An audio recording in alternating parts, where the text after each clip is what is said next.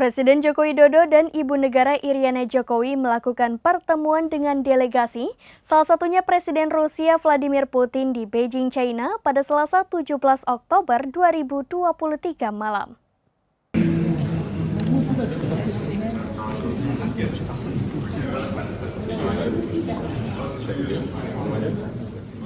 Presiden Joko Widodo dan Ibu Negara Iriana Joko Widodo melakukan pertemuan dengan delegasi, salah satunya bertemu dengan Presiden Rusia Vladimir Putin di Beijing, China pada Selasa 17 Oktober 2023 malam.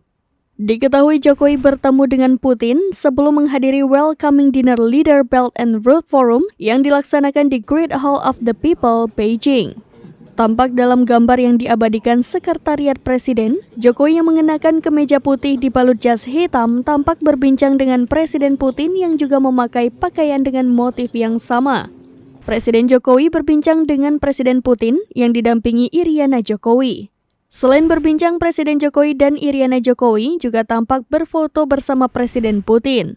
Sebelumnya, Presiden Jokowi menyebut kunjungannya ke Beijing adalah untuk bertemu dengan Presiden Xi Jinping serta menghadiri konferensi tingkat tinggi ketiga Belt and Road Forum for the International Cooperation.